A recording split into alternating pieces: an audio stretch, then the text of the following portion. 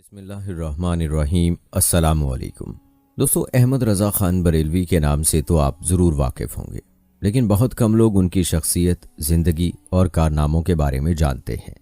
आज की वीडियो में हम आपको अहमद रज़ा ख़ान बरेलवी रहमतुल्लाह अलैह की ज़िंदगी और उनकी ज़िंदगी के हालात व वाक़यात के बारे में मुकम्मल तफ़सीलात बताएंगे, लिहाजा वीडियो को आपने स्किप नहीं करना और आखिर तक लाजमी देखना है। दोस्तों, आपको बताते चलें कि इमाम अहमद रज़ा ख़ान शुमाली भारत के शहर बरेली के एक मशहूर आलिम दीन थे, जिनका ताल्लुक़ फ़िक़्ह हनफी से था। इमाम अहमद रज़ा ख़ान की वजह शोहरत में अहम वजह आपकी हजूर सल्लल्लाहु अलैहि वसल्लम से मोहब्बत, आप सल्लल्लाहु अलैहि वसल्लम की शान में लिखे नातिया मजमूए और आपके हज़ारहा फतावा का इल्मी मजमुआ है, जो 30 जिल्दों पर मुश्तमिल फतावा रिज़विया के नाम से मौसूम है।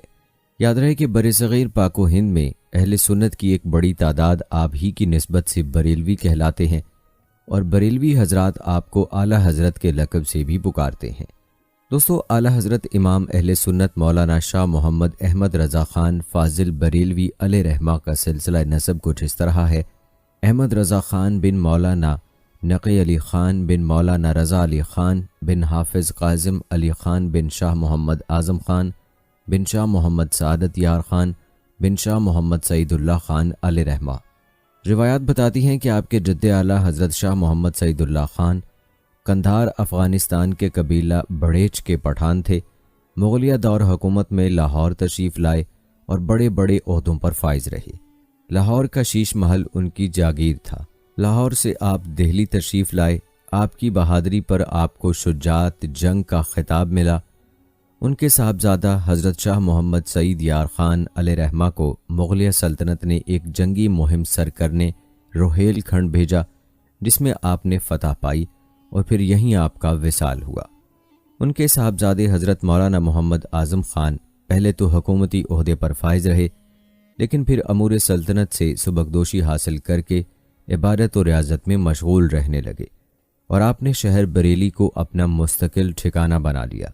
इस शहर बरेली में मौलाना शाह मोहम्मद नक़ी अली ख़ान रहमहुल्लाह के यहाँ आला हज़रत फ़ाज़िल बरेलवी अलैहि रहमहुल्लाह की विलादत हुई और आज तक आपके ख़ानदान के अफराद यहीं आबाद हैं। दोस्तों, ये मुख्तसर सा तारुफ़ आपके ख़ानदान के हालात के हवाले से था। आपको अहमद रज़ा ख़ान बरेलवी रहमतुल्लाह अलैह की विलादत के बारे में बताते चलें कि आला हज़रत इमाम अहले सुन्नत मौलाना हाफिज़ मोहम्मद शाह मोहम्मद अहमद रज़ा ख़ान फ़ाज़िल बरेलवी रहमतुल्लाह अलैह की विलादत 10 शवालुल मुकर्रम 1272 बामुताबिक 14 जून 1856 बरोज़ हफ्ता बवक्त ज़ोहर मोहल्ला जसोली बरेली शरीफ इंडिया में हुई। आपका नाम मोहम्मद रखा गया, जबकि आपके जद्दे अमजद हज़रत अलामा रज़ा अली ख़ान रहमहुल्लाह ने अहमद रज़ा तजवीज़ फरमाया और तारीख़ी नाम अल मुख्तार हुआ, जबकि ख़ुद आला हज़रत अलैहि रहमहुल्लाह ने ग़ुलामी रसूल के इजहार के लिए अपने नाम से पहले अब्दुल मुस्तफ़ा का इजाफ़ा फरमाया और अपना सन विलादत इस आयत मुबारका से निकाला, यानी ये हैं वो लोग जिनके दिलों में अल्लाह ने ईमान नक्श फरमा दिया और अपनी तरफ की रूह से इनकी मदद फरमाई है। खुद ही इरशाद फरमाते हैं, बेहम्दुलिल्लाह अल्लाह ताला बचपन से मुझे नफ़रत है, आदुल्लाह यानी अल्लाह के दुश्मनों से, और मेरे बच्चों को भी बेफज़लिल्लाह घुट्टी में पिला दी गई है और बेफज़ल ताला ये वादा भी पूरा हुआ। बेहम्दुलिल्लाह अल्लाह ताला अगर मेरे कल्ब के 2 टुकड़े किए जाएं तो अल्लाह की कसम एक पर लिखा हुआ होगा ला इलाहा इल्लल्लाह, दूसरे पर लिखा हुआ होगा मुहम्मदुर रसूलुल्लाह सल्लल्लाहु अलैहि वसल्लम। और फिर अपने अजदाद की फजीलत और बरक़ात का जिक्र इस तरह फरमाते हैं, ये सब बरक़ात हैं हज़रत जद्दे अमजद अलैहि रहमा की। कुरान अज़ीम में खज़र अलैहिस्सलाम के वाक़े में है कि 2 यतीम एक मकान में रहते थे। उसकी दीवार गिरने वाली थी और उसके नीचे उनका ख़जाना था। खज़र अलैहिस्सलाम ने उस दीवार को सीधा कर दिया। इस वाक़े को फरमाया जाता है, यानी उनका बाप नेक आदमी था, उसकी बरकत से ये रहमत की गई। हज़रत अब्दुल्ला इब्न अब्बास रज़ियल्लाहु ताला अन्हु फरमाते हैं, वो बाप उनकी 14वीं पुश्त में था। साले बाप की ये बरक़ात होती हैं, तो यहाँ तो अभी तीसरी ही पुश्त है, देखिए कब तक बरक़ात इस सिलसिले में है। दोस्तों, अहमद रज़ा साहब के बचपन का एक वाक़या कुतुब में यूं मनकूल है कि आपकी उम्र 5-6 बरस की होगी کہ مکان پر ایک مولانا بچوں کو قرآن شریف پڑھانے کے لیے تشریف لانے لگے۔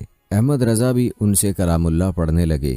ایک روز ایسا ہوا کہ مولانا کسی آیا کریمہ میں بار بار ایک لفظ کا تلفظ ننھے احمد رضا کو بتاتے، مگر آپ کی زبان سے وہ تلفظ ادا نہ ہو رہا تھا۔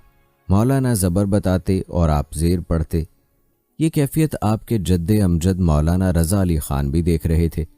انہوں نے کلام پاک منگوا کر دیکھا تو اس میں اسی لفظ کے اعراب کاتب نے غلط ڈال دیے تھے، یعنی زیر کی جگہ زبر لکھ دیا تھا۔ گویا غیر شعوری طور پر بچے کی زبان سے جو لفظ نکل رہا تھا وہی صحیح تھا۔ دادا نے حیرت زدہ ہو کر پوچھا، بیٹا مولانا صاحب جس طرح بتا رہے تھے تم اس طرح کیوں نہیں پڑھتے تھے؟ ننھے احمد رضا نے جواب دیا، حضرت میں ارادہ تو کرتا تھا کہ اسی طرح پڑھوں، مگر زبان پر قابو نہ پاتا، زبر کی بجائے ہر بار زیر ہی زبان سے کام کرتی۔ دوستو، اس طرح کے بہت سے حیرت انگیز واقعات درس و تدریس کے دوران میں پیش آئے۔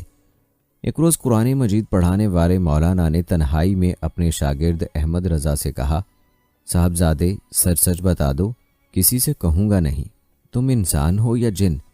آپ یہ سن کر ہنس پڑے اور فرمایا، خدا کا شکر ہے میں انسان ہی ہوں، البتہ اللہ تعالیٰ کا فضل و کرم شامل ہے۔ ایک روز یہی مولانا حسب معمول بچوں کو پڑھا رہے تھے کہ ایک بچے نے آ کر سلام کیا۔ مولانا نے جواب دیا، جیتے رہو۔ احمد رضا نے عرض کیا، حضرت یہ تو سلام کا جواب نہ ہوا، وعلیکم السلام کہنا چاہیے تھا۔ یہ سن کر مولانا بہت خوش ہوئے اور شاگرد کو دعائیں دی۔ دوستو، روایات بتاتی ہیں کہ دینی علوم کے علاوہ دنیاوی علوم میں بھی آپ کو وہ مہارت حاصل تھی کہ بڑے بڑے ماہر فن آپ کے سامنے طفل مکتب نظر آتے تھے۔ چنانچہ علی گڑھ مسلم یونیورسٹی کے وائس چانسلر، جنہوں نے ہندوستان کے علاوہ یورپ کے ممالک میں تعلیم پائی تھی، وہ ریاضی میں کمال حاصل کیا تھا انہوں نے، اور ہندوستان میں کافی شہرت رکھتے تھے۔ اتفاق سے ان کو ریاضی کے کسی مسئلے میں اشتباہ ہوا یعنی شبہ ہوا، ہر چند کوشش کی مگر وہ مسئلہ حل نہ ہوا۔ چونکہ صاحب حیثیت تھے اور علم کے شائق، اس لیے قصد کیا کہ جرمن جا کر اس کو حل کریں۔ اس نے اتفاق سے انہوں نے حضرت مولانا سید سلیمان اشرف صاحب بہاری پروفیسر دینیات مسلم یونیورسٹی سے اس کا ذکر کیا۔ مولانا نے مشورہ دیا کہ آپ بریلی جا کر اعلیٰ حضرت امام احمد رضا سے دریافت کیجئے، انشاءاللہ تعالیٰ وہ ضرور حل کر دیں گے۔ وائس چانسلر صاحب نے کہا کہ مولانا یہ آپ کیا فرما رہے ہیں؟ میں کہاں تعلیم پا کر نہیں آیا ہوں اور حل نہ کر سکا، اور آپ ان صاحب کا نام لیتے ہیں جنہوں نے غیر ممالک میں تو دور کی بات اپنے شہر کے کالج میں بھی تعلیم حاصل نہیں کی، وہ بھلا کیا حل کر سکتے ہیں؟ 2-4 روز کے بعد مولانا سید سلیمان اشرف صاحب نے ان کو پریشان دیکھ کر دوبارہ یہی مشورہ دیا، لیکن وائس چانسلر صاحب نے کہا وہ کیا حل کر سکتے ہیں، اور یورپ جانے کا سامان شروع کر دیا۔ مولانا موصوف نے جب تیسری بار بریلی جانے کو فرمایا تو وہ غصے بھرے لہجے میں بولے کہ مولانا عقل بھی کوئی چیز ہے، آپ مجھے کیسی رائے دے رہے ہیں؟ اس پر مولانا نے فرمایا، آخر اس میں حرج ہی کیا ہے؟ اتنے بڑے سفر کے مقابلے میں بریلی جانا تو کوئی چیز نہیں، علی گڑھ سے سیدھی گاڑی جاتی ہے، چند گھنٹے کا سفر ہے، آپ وہاں ہو تو آئیے۔ پھر تو ان کی سمجھ میں بھی بات آ گئی۔ چنانچہ مولانا سید سلیمان اشرف صاحب ان کو لے کر ماہرہ شریف پہنچے اور وہاں سے اعلیٰ حضرت کے پیر زادہ حضرت سید مہدی حسن صاحب سجادہ نشین کو لے کر بریلی شریف اعلیٰ حضرت کے دولت کدے پر پہنچے۔ اعلیٰ حضرت نے مزاج پرسی فرمائی اور آنے کی غرض دریافت کی۔ وائس چانسلر صاحب نے بتایا کہ میں ریاضی کا ایک مسئلہ پوچھنے آیا ہوں۔ اعلیٰ حضرت نے فرمایا، پوچھیے۔ وائس چانسلر صاحب نے کہا کہ وہ ایسی بات نہیں جسے میں اتنی جلدی عرض کر دوں۔ اعلیٰ حضرت نے فرمایا کہ کچھ تو کہیے۔ وائس چانسلر صاحب نے مسئلہ بتایا تو اعلیٰ حضرت نے سنتے ہی فرمایا کہ اس کا جواب یہ ہے۔ یہ سن کر ان کو حیرت ہو گئی اور گویا آنکھ سے پردہ اٹھ گیا۔ بے اختیار بول اٹھے کہ میں سنا کرتا تھا کہ علم میں لدنی بھی کوئی چیز ہے، آج آنکھ سے دیکھ لیا۔ میں تو اس مسئلے کے حل کے لیے جرمن جانا چاہتا تھا کہ ہمارے پروفیسر صاحب جناب مولانا سید سلیمان اشرف صاحب نے میری رہبری فرمائی۔ مجھے جواب سن کر تو ایسا معلوم ہو رہا ہے گویا جناب اسی مسئلے کو کتاب میں دیکھ رہے تھے۔ سنتے ہی فلبدی تشفی بخش نہایت اطمینان کا جواب دیا۔ پھر وائس چانسلر صاحب بہت شادہ و فرحاں علی گڑھ واپس ہوئے۔ دوستو، مولانا احمد رضا کی ذہانت کا قصہ آپ نے ملاحظہ فرمایا۔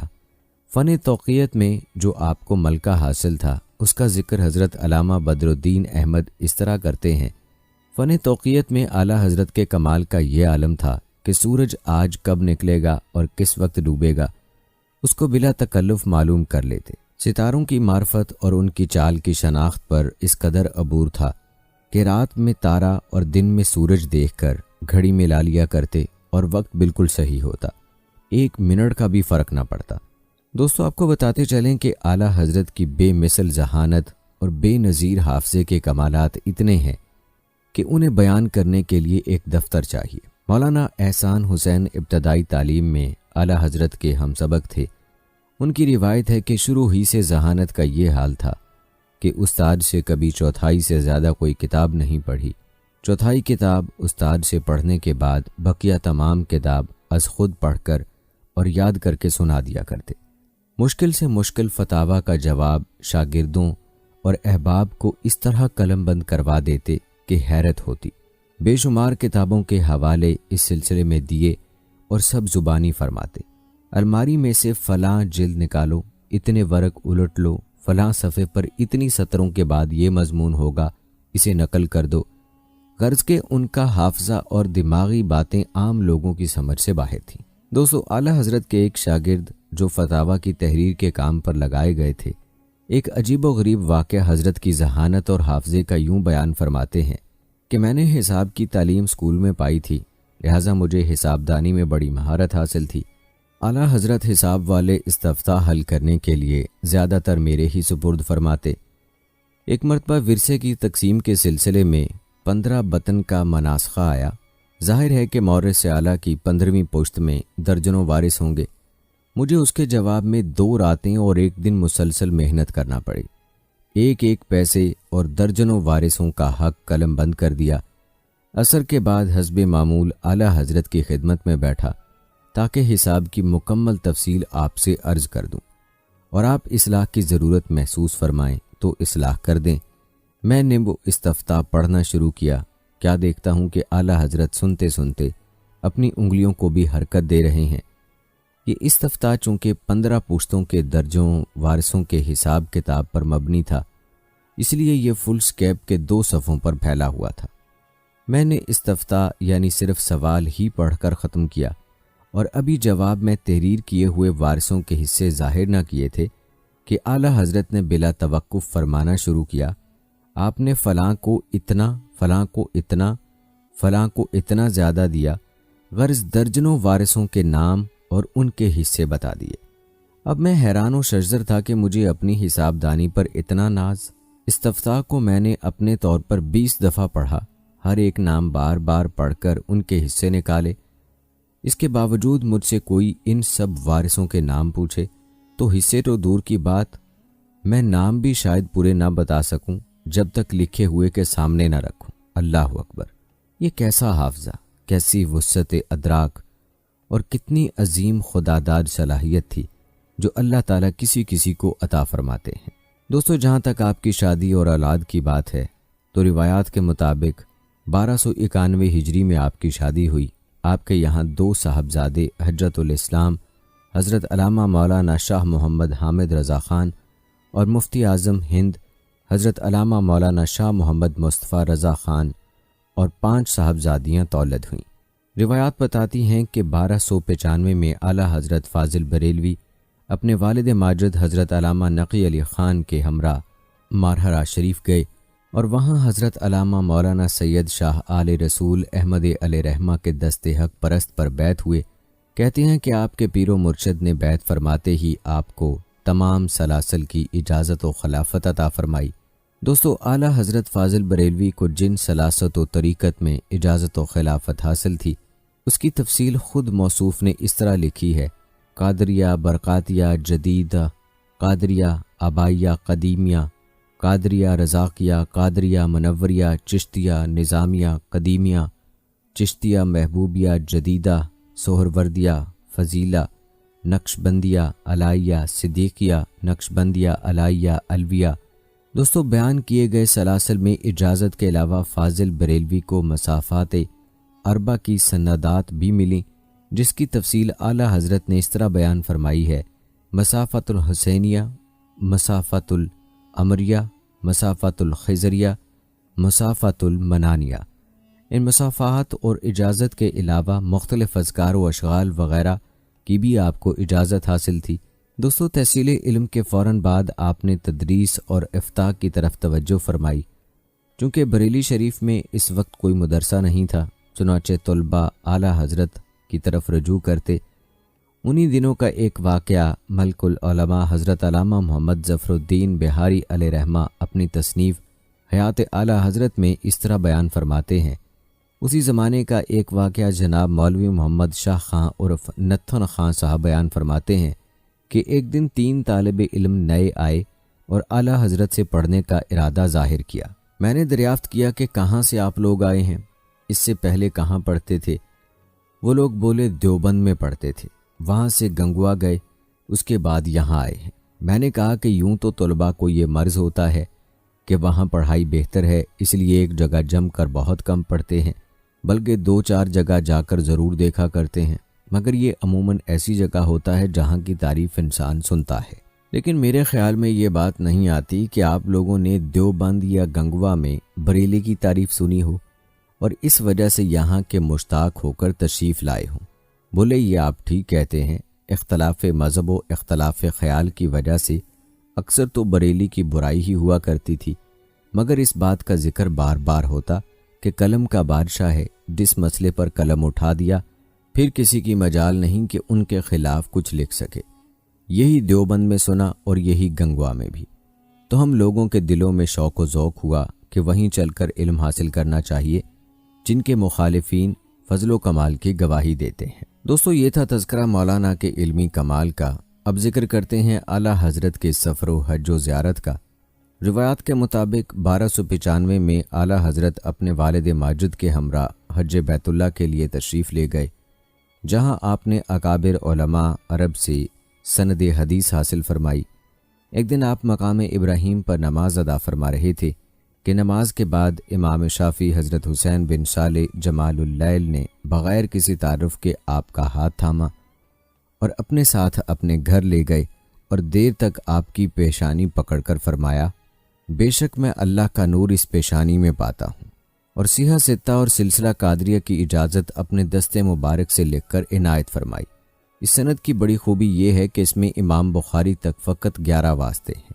دوستو، روایات کے مطابق دوسرا حج آپ نے 1323 میں اپنی اہلیہ، برادر اصغر حضرت مولانا محمد رضا خان اور فرزند اکبر حجت الاسلام مولانا محمد حامد رضا خان کے ساتھ فرمایا۔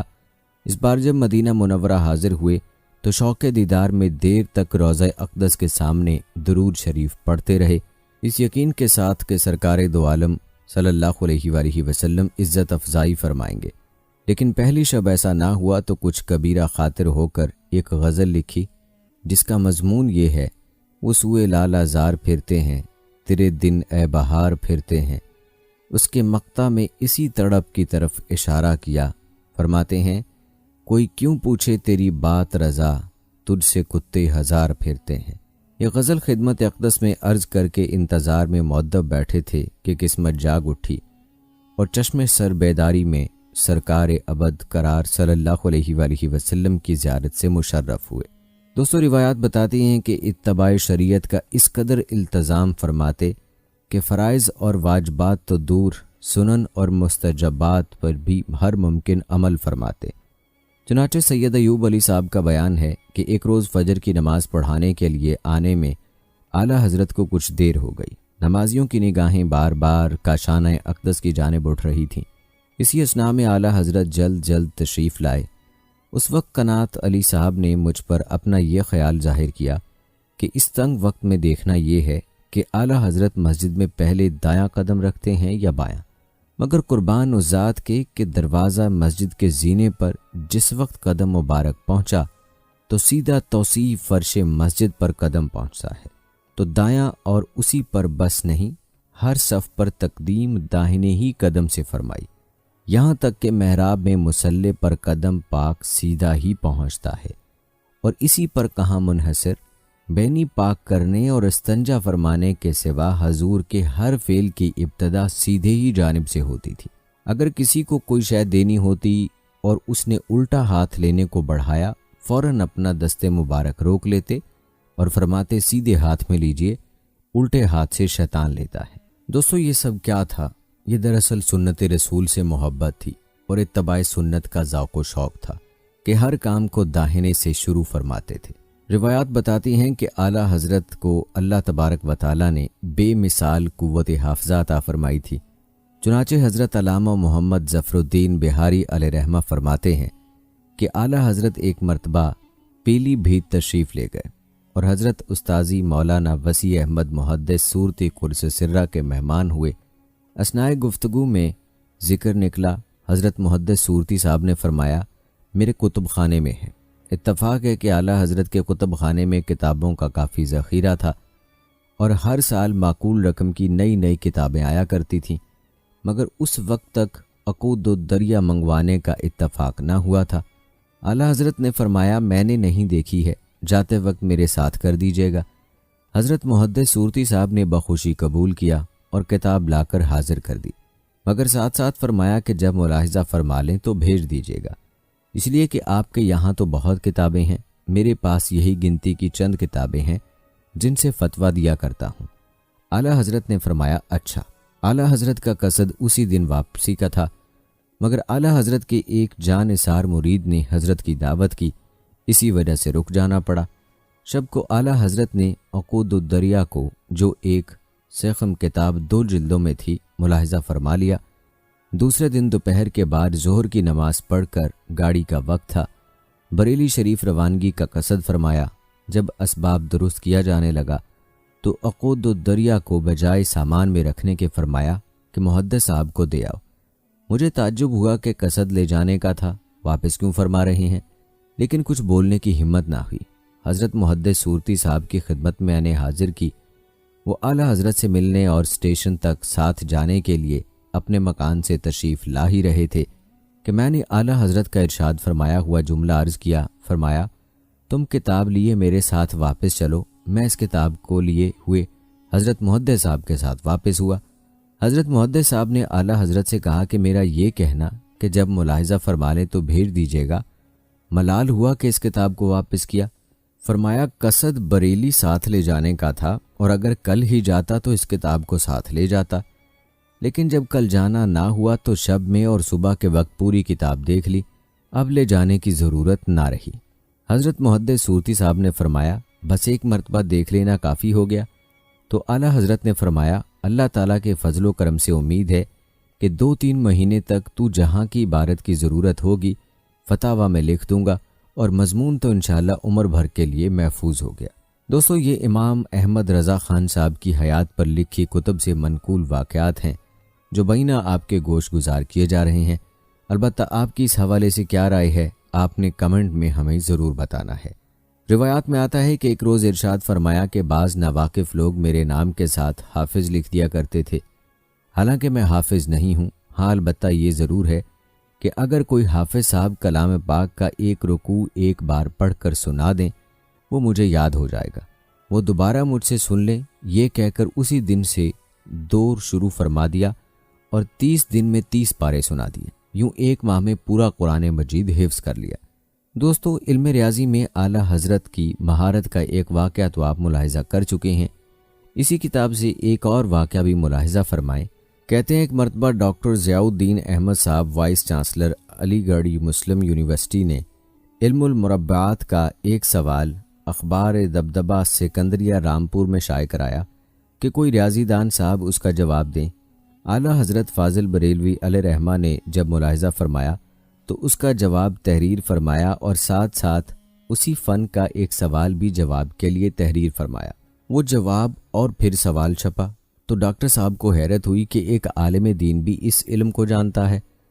چنانچہ ڈاکٹر صاحب نے اس کا جواب اخبار دبدبہ سکندریہ میں چھپوایا۔ اتفاق سے وہ جواب غلط تھا۔ اعلیٰ حضرت نے اس کی تغلید کی۔ حیرت زدہ تو ڈاکٹر صاحب پہلے ہی تھے، اب ان کو سخت تعجب ہوا کہ ایک عالم دین صرف جانتا ہی نہیں بلکہ اس میں کمال رکھتا ہے۔ یہ دیکھ کر ڈاکٹر صاحب کو اعلیٰ حضرت سے ملنے کا اشتیاق پیدا ہوا۔ چنانچہ خط کے ذریعے اعلیٰ حضرت سے اجازت طلب کر کے ڈاکٹر صاحب بریلی شریف حاضر ہوئے۔ اعلیٰ حضرت نے اپنا ایک کلمی رسالہ جس میں اکثر اشکال مثلث اور دوائر کے بنے تھے ڈاکٹر صاحب کو دکھایا۔ ڈاکٹر صاحب نے نہایت حیرت اور استعجاب سے اسے دیکھا اور بالآخر فرمایا کہ میں نے اس علم کو حاصل کرنے کے لیے غیر ممالک کے اکثر سفر کیے، مگر یہ باتیں کہیں بھی حاصل نہ ہوئیں۔ میں تو اپنے آپ کو بالکل طفل مکتب سمجھ رہا ہوں۔ مولانا یہ تو فرمائیے آپ کا اس فن میں استاد کون ہے؟ اعلیٰ حضرت نے ارشاد فرمایا میرا کوئی استاد نہیں ہے، میں نے اپنے والد ماجد سے صرف 4 قاعدے جمع، تفریق، ضرب، تقسیم محض اس لیے سیکھے کہ ترکے کے مسائل میں ان کی ضرورت پڑتی ہے۔ شرح چغمینی شروع کی تھی کہ حضرت والد ماجد نے فرمایا کیوں اپنا وقت اس میں صرف کرتے ہو؟ پیارے مصطفیٰ صلی اللہ علیہ وآلہ وسلم کی سرکار سے یہ تم کو خود ہی سکھا دیا جائیں گے۔ چنانچہ یہ جو کچھ آپ دیکھ رہے ہیں سرکار رسالت صلی اللہ علیہ وآلہ وسلم کا کرم ہے۔ دوستو، اعلیٰ حضرت بریلوی کے غلبہ علم کا یہ عالم تھا کہ جب صدر الشریعہ بدر الطریقہ مولانا حکیم محمد امجد علی اعظمی علیہ رحمہ مصنف بہاریہ شریعت نے قرآن مجید کے صحیح اردو ترجمے کی ضرورت کو محسوس کرتے ہوئے عرض کی تو اعلیٰ حضرت نے کثیر مشاغل دینیہ کی وجہ سے فرصت نہ پاتے ہوئے فرمایا کہ اتنا وقت تو نہیں، لیکن شام میں کاغذ قلم اور دوات لے کر آ جایا کریں۔ چنانچہ حضرت صدر الشریعہ حاضر ہو جاتے اور جتنا ممکن ہوتا اعلیٰ حضرت بغیر کسی تفسیر و لغت کے فی البدی ترجمہ ارشاد فرماتے جاتے، جیسے کوئی حافظ قرآن فر قرآنی آیات پڑھتا جاتا ہے۔ بعد میں صدر الشریعہ اس ترجمے کو دیگر تفاسیر سے ملاتے تو یہ دیکھ کر حیران رہ جاتے کہ اعلیٰ حضرت کا یہ فی البدی ترجمہ معتبر تفاسیر کے عین مطابق ہے۔ دوستو، اگر بات کی جائے آپ کی تصانیف کی تو روایات یہ بتاتی ہیں کہ اعلیٰ حضرت فاضل بریلوی علیہ رحمہ نے تقریباً 50 علم و فنون پر 1000 سے زائد کتب تصنیف فرمائیں۔ ان علوم میں سے بعض تو ایسے ہیں کہ جن کے آپ موجد تھے اور بعض ایسے کہ آپ کے وصال کے بعد اب ان علوم کی ادنا معلومات رکھنے والا بھی کوئی نظر نہیں آتا۔ نیز مختلف فنون کی 150 کے قریب مشہور کتابوں پر آپ نے حواشی تحریر فرمائے جو کسی طرح بھی مستقل تصانیف سے کم نہیں۔ آپ کا ترجمہ قرآن کنز الایمان آپ کی قرآن فہمی کا واضح ثبوت ہے، جبکہ میدان فقاہت اور تحقیق میں آپ کا عظیم علمی شاہکار آپ کا مجموعہ فتاوی العطایا نبویہ فی الفتاوی الرضویہ ہے، جو پرانی طباعت میں جہازی سائز کی 12 جلدوں پر مشتمل اور کئی ہزار صفحات پر پھیلا ہوا ہے، جبکہ جدید طباعت میں 26 جلدوں پر مشتمل ہے۔ آپ کے فتاوی کو دیکھ کر مکہ مکرمہ کے جلیل القدر عالم دین حضرت مولانا سید اسماعیل بن سید خلیل علیہ رحمہ کو کہنا پڑا کہ اگر امام اعظم ابو حنیفہ اس ہستی کو دیکھتے تو اپنے اصحاب میں شامل فرما لیتے، اور آپ تیسرا شاہکار آپ کا مجموعہ نعت حدائق بخشش ہے جو فن شاعری میں اپنے مثال آپ ہے۔ دوستو، یہ ایک حقیقت ہے کہ اعلیٰ حضرت کو جتنے بھی علوم حاصل تھے ان میں سے بہت کم حصہ قصبی تھا۔ اکثر علوم و فنون وہبی اور عطائی تھے۔ یہی وجہ تھی کہ کیسا ہی سوال آتا، چاہے اس کا تعلق الگوریدم، فلکیات، ارضیات، معدنیات، طب، معاشیات، بینکاری، جغرافیہ، عمرانیات، کسی شعبے سے ہوتا، یہ نہ کہا جاتا کہ اس شعبے سے ہمارا تعلق نہیں، بلکہ اس کا ایسا تسلی بخش جواب دیا جاتا کہ اس فن کے ماہر دیکھ کر حیران رہ جاتے، اور اس طرح نہ صرف لوگوں کی رہنمائی فرمائی بلکہ اس دور میں اٹھنے والے فتنوں کا سد باب کیا، جبکہ اس وقت مسلمانان پاک و ہند کے مذہبی، سیاسی، معاشی اور تمدنی نظریات و روایات پر تابڑ توڑ حملے کیے جا رہے تھے۔ ایک طرف برسا برس سے قائم مسلمانوں کے عقائد اور معمولات کو کفر اور شرک ٹھہرایا جانے لگا۔ حضور علیہ الصلوۃ والسلام کے خاتم النبیین ہونے کے نئے معنی وضع کیے جا رہے تھے، کہیں قرآن پر، کہیں حدیث پر، کہیں ائمہ دین پر تو کہیں اولیاء کاملین پر اعتراضات کیے جا رہے تھے، تو دوسری طرف مسلمانوں کو ہندوؤں کے قریب لا کر ہندوؤں کی خوشنودی کے لیے گائے کی قربانی ترک کر کے شعار اسلامی کو مٹانے کی کوشش کی جا رہی تھی۔ تحریک خلافت اور تحریک ترک موالات کے پردے میں مسلمانوں کو بے دست و پا کیا جا رہا تھا۔ تحریک ہجرت چلا کر مسلمانوں کو ان کی زمینوں اور جائیدادوں سے محروم کیا جا رہا تھا، انگریزی اور ہندوانہ تہذیب کو مسلط کیا جا رہا تھا، اور جب گاندھی نے متحدہ قومیت کا نعرہ لگایا تو بڑے بڑے نامور لوگ اس سازش کو نہ سمجھ سکے اور گاندھی کی آندھی میں بہہ گئے۔ اس وقت اعلیٰ حضرت امام اہل سنت مولانا شاہ احمد رضا خان محدث بریلوی علیہ رحمہ ہی تھے، جنہوں نے دو قومی نظریے کا علم بلند کیا اور اپنی مجددانہ شان کے ساتھ ان دشمنان دین و ملت کو للکارا۔ غرض یہ کہ ہر محاذ پر آپ نے باطل اور فتنہ پرور لوگوں اور جماعتوں کا تن تنہا ڈٹ کر مقابلہ کیا اور لڑائی لڑی۔ دوستو، یہاں آپ کو حضرت مولانا احمد رضا خان کے بچپن کا ایک عجیب واقعہ بتاتے ہیں، جو کہ ان کی بسم اللہ خوانی کے حوالے سے ہے۔ دوستو، روایات بتاتی ہیں کہ مولانا احمد رضا خان بریلوی کی بسم اللہ خوانی کی رسم کے موقع پر ایک عجیب و غریب واقعہ پیش آیا۔ آپ کے استاد محترم مرزا غلام قادر بیگ بریلوی نے حسب دستور بسم اللہ الرحمن الرحیم کے بعد الف بے تے سے جیم وغیرہ حروف تہجی مولانا کو پڑھانا شروع کر دیا۔ استاد کے بتانے کے مطابق مولانا پڑھتے گئے۔ جب لام الف کی نوبت آئی، استاد نے فرمایا کہو لام الف، تو مولانا خاموش ہو گئے اور لام الف نہیں پڑھا۔ استاد نے دوبارہ کہا میاں صاحبزادے کہو لام الف۔ مولانا نے کہا یہ دونوں حرف تو میں پڑھ چکا ہوں، الف بھی پڑھا اور لام بھی پڑھ چکا ہوں، اب دوبارہ کیوں پڑھایا جا رہا ہے؟ محفل بسم اللہ خوانی میں اعلیٰ حضرت مولانا احمد رضا خان قدس سرہ کے دادا جان مولانا شاہ رضا علی خان موجود تھے۔ فرمایا بیٹا استاد کا کہا مانو، جو کہتے ہیں پڑھو۔ اعلیٰ حضرت مولانا احمد رضا خان قدس سرہ نے حکم کی تعمیل کرتے ہوئے لام الف پڑھا، لیکن جد امجد کے چہرے کی طرف سوالیہ نگاہ ڈالی۔ جد امجد مولانا شاہ رضا علی خان نے بھانپ لیا کہ گویا یہ ننھا بچہ کہہ رہا ہے کہ آج کے سبق میں تو حروف مفرودہ کا بیان ہے، پھر ان کے درمیان ایک مرکب لفظ کیسے آ گیا؟ اگرچہ بچے کی ننھی عمر کے اعتبار سے لام کے ساتھ الف ملانے کی وجہ بیان کرنا قبل از وقت بات تھی۔ اس وقت بچے کی عمر تو ضرور ننھی ہے، مگر اس کا ادراک و شعور بفضل تعالی ننھا نہیں۔ اس لیے آپ نے مولانا سے فرمایا بیٹا شروع میں سب سے پہلا حرف جو تم نے پڑھا ہے وہ حقیقت میں حمزہ ہے، الف نہیں، اور اب لام کے ساتھ جو حرف ملا کر تم پڑھ رہے ہو وہ الف ہے، لیکن چونکہ الف ہمیشہ ساکن رہتا ہے، وہ تنہا ساکن حرف کو کسی طرح پڑھا نہیں سکتا، اس لیے لام کے ساتھ الف کو ملا کر اس کا بھی تلفظ کر دیا گیا۔ لیکن چونکہ الف ہمیشہ ساکن رہتا ہے اور تنہا ساکن حرف کو کسی طرح پڑھا نہیں جا سکتا، اس لیے لام کے ساتھ الف کو ملا کر اس کا بھی تلفظ کر دیا گیا۔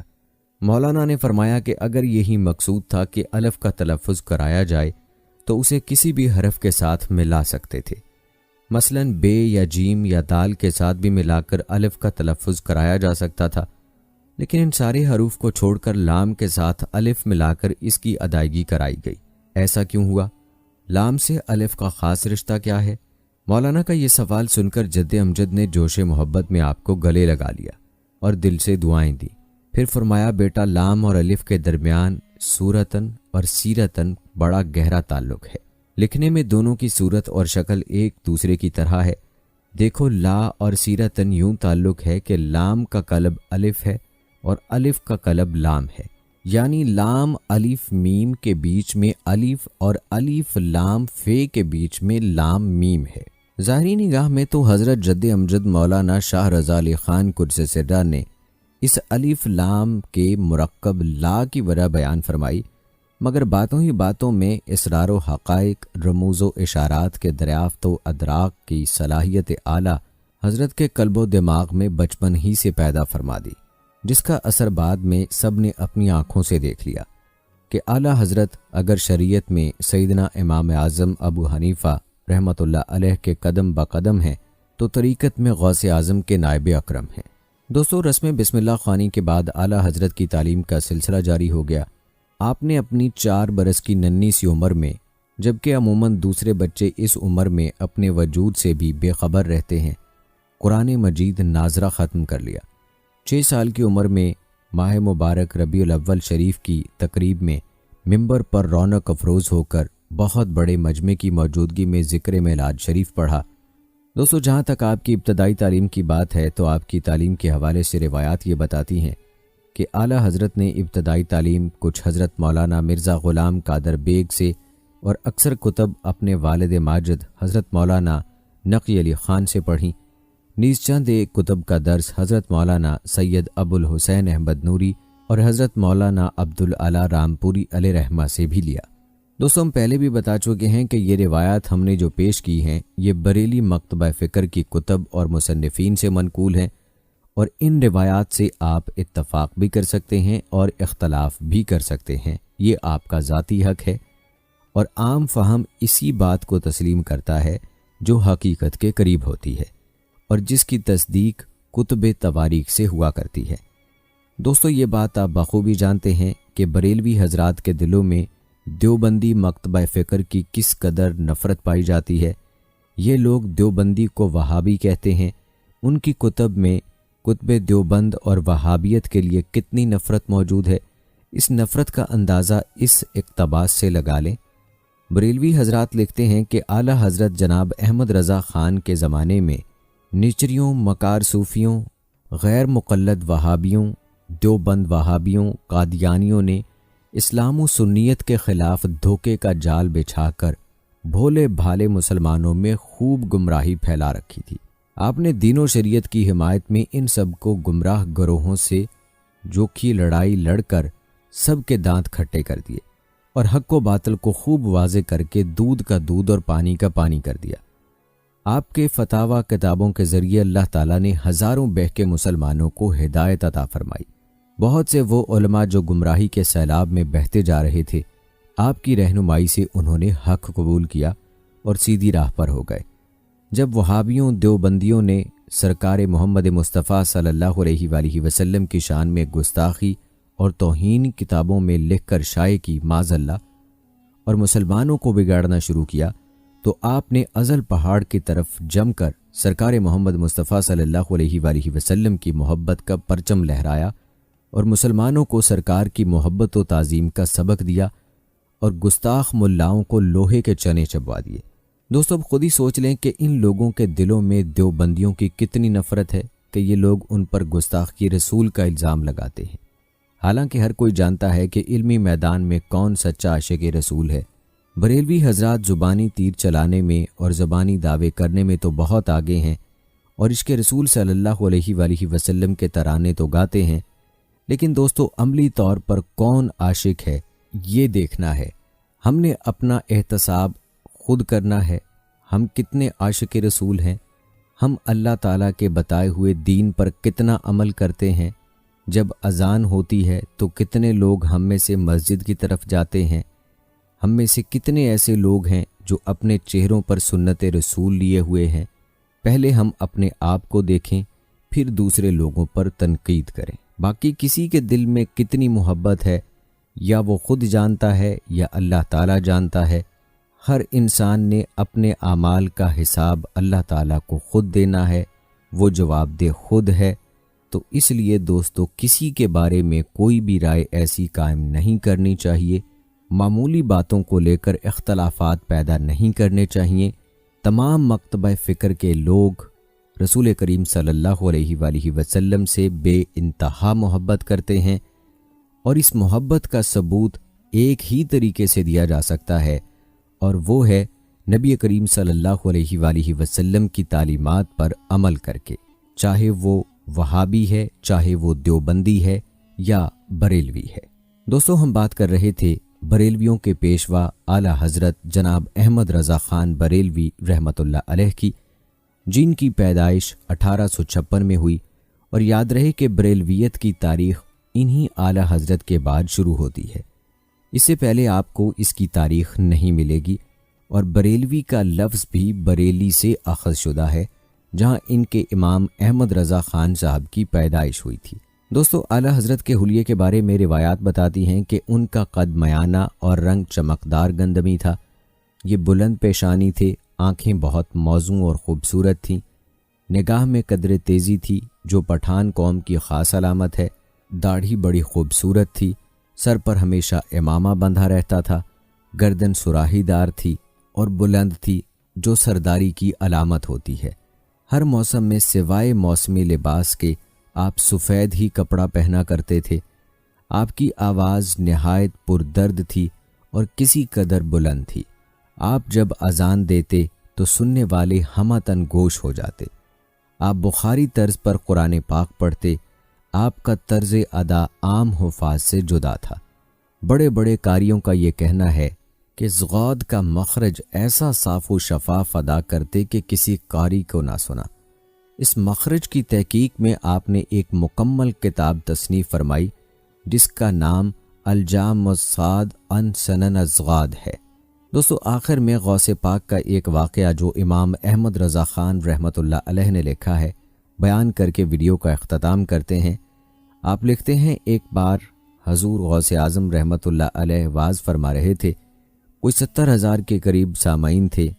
آپ رحمۃ اللہ علیہ معراج شریف کا واقعہ بیان فرما رہے تھے کہ میرے نانا حضور صلی اللہ علیہ وآلہ وسلم معراج پہ یوں تشریف لے گئے اور ایک دم یوں تشریف لے آئے کہ بستر بھی گرم تھا، کنڈی بھی ہل رہی تھی اور وضو کا پانی بھی تازہ تھا کہ وہیں سے ایک یہودی بھی گزر رہا تھا اور کہنے لگا غوث پاک کی آواز سن کے کہ یہ بھی کوئی ممکن ہے کہ ایک طرف اتنے سال آسمان کی سیر کی اور نمازیں کم کروانا بار بار اور واپس آنا اور ہر چیز اسی حالت میں ہو کہ بستر مبارک گرم ہو، کنڈی مبارک ہل رہی ہو۔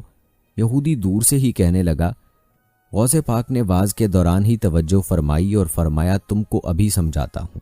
وہ یہودی گھر چلا گیا اور اس کی بیوی نے کھانا رکھا تو وہ کہنے لگا کہ تو کھانا رکھ۔ ان کا گھر دریا کے قریب تھا۔ یہودی بیوی کو کہنے لگا، میں دریا میں یوں گیا اور یوں آیا، یعنی نہا کے۔ جب وہ نہانے گیا اور پانی کے اندر غوطہ لگا کے منہ باہر نکالا تو دیکھا جگہ اور ملک بھی تبدیل ہے، اور مرد کی بجائے عورت بن چکا تھا۔ باہر کوئی لوگ کپڑے دھو رہے تھے۔ ان سے کپڑے لے کر سطر ڈھانپ کے اب وہ باہر نکلی تو جس نے کپڑے دیے اس نے پوچھا، تو کہاں سے ہے اور کون ہے؟ وہ تو کچھ بولنے کے قابل ہی نہ تھی کیونکہ وہ حیران تھی اور تھا یہ سب کیا ہو گیا۔ خیر، جب وہ باہر نکلی تو وہ بندہ اس کو گھر لے گیا اور نکاح کر لیا۔ ان کے 6 یا 7 بیٹے ہوئے اور تقریباً کوئی 9-10 سال کا عرصہ گزر گیا۔ پھر ایک دن بڑے بیٹے کو بولی کہ میں دریا سے نہا کے آتی ہوں، تم گھر اور بھائیوں کا خیال رکھنا۔ وہ دریا میں گئی اور ڈبکی لگا کے منہ باہر نکالا تو وہی یہودی پہلے جیسا بن چکا تھا، اپنی پہلے والی حالت پر۔ جب گھر آیا بیوی کہنے لگی، آج لگتا ہے نہا کے نہیں آئے ہو، بہت جلدی واپس آ گئے ہو۔ وہ کچھ کہنے ہی لگا تھا، پھر بیوی کو کچھ نہ بتا پایا اور غوث اعظم کی بارگاہ میں آ کے قدم شریف چوم کر گر گیا اور معافی مانگنے لگا۔ دوستو، اس واقعے کے ساتھ ویڈیو کا اختتام کرتے ہیں۔ البتہ آپ کو دوبارہ بتاتے چلیں کہ اگر آپ کو کہیں محسوس ہوا کہ مبالغہ ہوا ہے تو یہ مبالغہ ہماری جانب سے نہیں ہے، بلکہ یہ مبالغہ جس طرح سے منقول ہے اسی طرح سے بیان کیا گیا ہے۔ اس بارے میں آپ اپنی رائے کا اظہار کمنٹ میں کر سکتے ہیں۔ جہاں تک اعلیٰ حضرت کے وصال کی بات ہے تو روایات یہ بتاتی ہیں کہ 25 صفر المظفر 1340 ہجری بامطابق 1921 کو جمعۃ المبارک کے دن ہندوستان کے وقت کے مطابق 2:38 عین اذان کے وقت ادھر مؤذن نے حی علی الفلاح کہا اور ادھر امام احمد رضا خان رحمۃ اللہ علیہ نے دائی اجل کو لبیک کہا۔ انا للہ و انا الیہ راجعون۔ آپ رحمۃ اللہ علیہ کا مزار بریلی شریف میں آج بھی زیارت گاہ خاص و عام بنا ہوا ہے۔